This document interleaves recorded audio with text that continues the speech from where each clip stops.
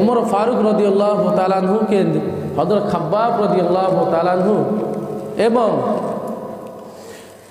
তার ভগ্নিপতি সাইদ বিন যায়েদ রাদিয়াল্লাহু তাআলা আনহু সহ যখন নবীজির দরবারে নিয়ে আসা হচ্ছে, ওমর আসতেছে হাতে খোলা তলোয়ার, আর হযরত আলী রাদিয়াল্লাহু তাআলা আনহু হযরত হামজা রাদিয়াল্লাহু তাআলা আনহু দেখতেছেন ওমর আসতেছে। হামজা রাদিয়াল্লাহু তাআলা আনহু নবীজির চাচা, তিনি কুরাইশদের মধ্যে আরেক বীর পালোয়ান। তিনি বলতেছে, ইয়া রাসূলুল্লাহ, ওমর আসতেছে, অবস্থা খুব একটা ভালো মনে হচ্ছে না। ওমর আসতেছে, আপনি আমাদের অনুমতি দিন, তাকে রাস্তা আপনার কাছে আসার আগে তাকে সেখান থেকে শেষ করে দেয়। নবীজি তাকাইলেন, দেখেন ওমরের আগের চলার গতি আর এখনকার চলার গতির মধ্যে আসমান জমিনের মধ্যে বেশ কম। সুবহানাল্লাহি ওয়া বিহামদিহি। ওমর আসতেছে, আগের চলার গতির মধ্যে ছিল অন্য ধরনের একটা অবস্থা, আর ওমর এখন আসতেছে যেন সে নিজেকে জমিনের সাথে মিশিয়ে দিচ্ছে, এভাবে আসতেছে।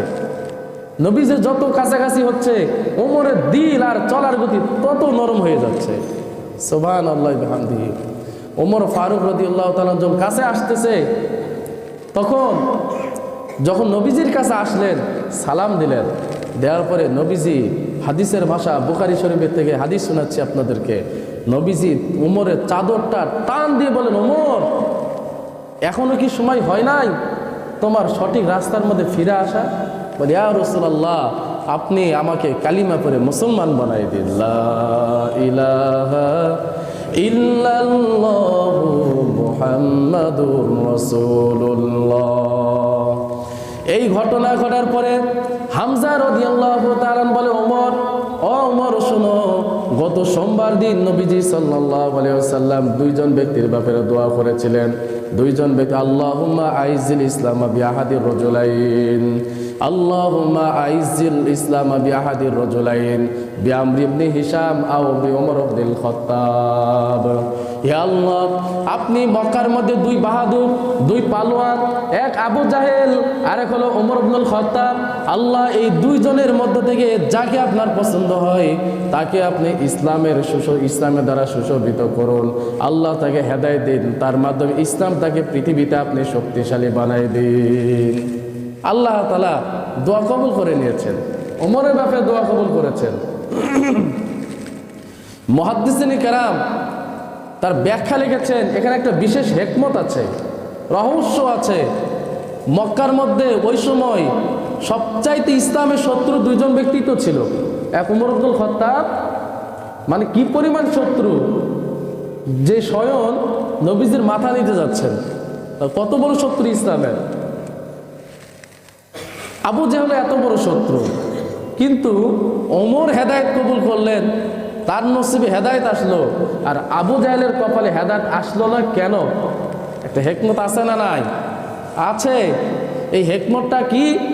এখানে আমাদের জিন্দেগি পরিবর্তন হয়ে যাবে এই হিকমত অনুযায়ী আমরা আমল করি। আল্লাহ তাআলা সবাইকে বোঝার তৌফিক দান করুন।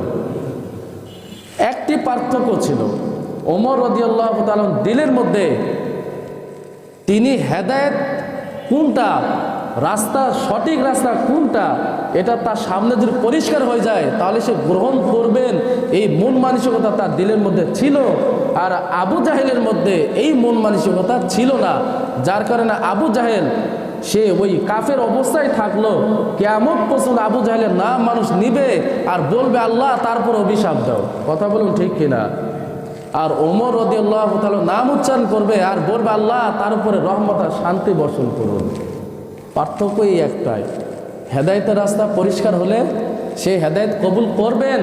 সঠিক জিনিস কোনটা এটা জানার তার দিলের মধ্যে একটা অস্থিরতা ছিল, দিলের অস্থিরতা কাজ করেছে, আর আল্লাহ তাআলা ওই জিনিসটা আল্লাহ তাআলার কাছে খুব পছন্দ হয়েছে, যার কারণে আল্লাহ তাআলা ওমরের ব্যাপারে দোয়া কবুল করেছেন, আবু জাহেলের ব্যাপারে দোয়া কবুল করেন নাই।